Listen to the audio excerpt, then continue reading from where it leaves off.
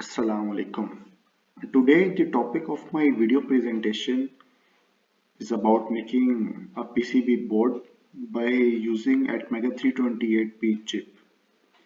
Atmega 328P chip must be compatible of Arduino Uno. So by explaining Atmega 328P, it is a high performance yet low power consumption 8-bit AVR microcontroller that's able to achieve the most single clock cycle execution of 131 powerful instructions.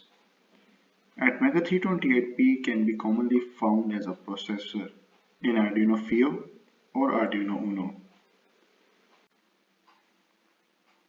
So here is the Proteus of my project. I am using Atmega 328P chip. On the left and right sides there are connecting cells, a 220 ohm resistor, again a connecting cell, a push button is used to on and off my project, and LED is shown here. So while explaining, LED is a PN junction that emit light when a current flows through them.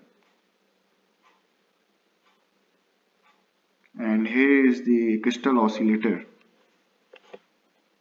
Crystal oscillators are preferred in microcontrollers due to their accuracy, low power consumption, and high frequency. A crystal oscillator is good at providing stable output for a long duration. So here I am using two 2022 picofarad capacitors. The capacitors can be used for power storage or noise filtering, etc. And this whole portion is a voltage regulator. A 220 ohm resistor to 1 microfarad capacitors, again to 10 microfarad capacitors, and LED is shown here, two connecting cells.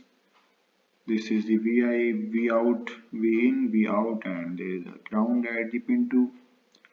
So the main purpose of by using 7805 is to generate a 5-volt power voltage.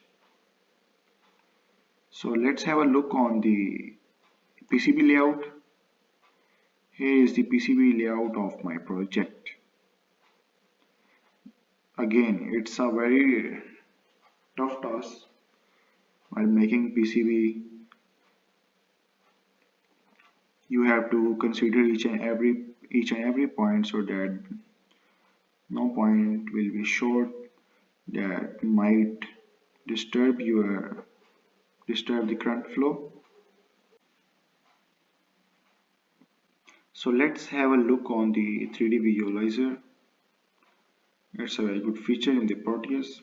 Here is a 328P Atmega P chip, 3 connecting cells, resistors, 2 LEDs attached here. One LED will blink and one will show the heartbeat test, a resistor, a crystal oscillator, and two 22 picofarad capacitors are engaged with the crystal oscillator, which helps the crystal oscillator to generate a high level frequency for longer duration.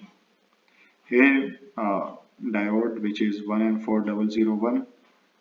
A diode works by flowing the current in only one direction, and it omits the current flow in opposite direction.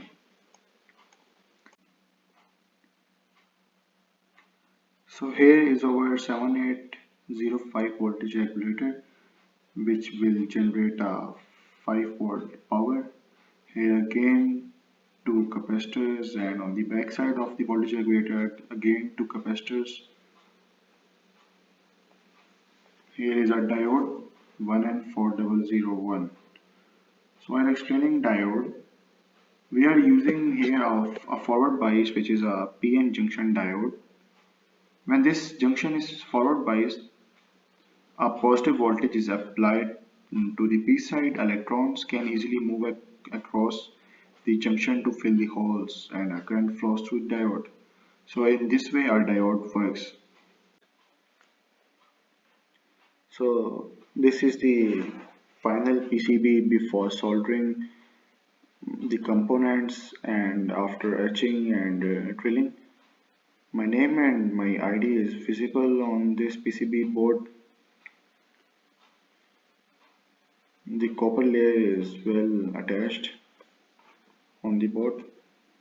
Alhamdulillah, I have done this project very nicely, and by concluding my video overall, thanks for watching this.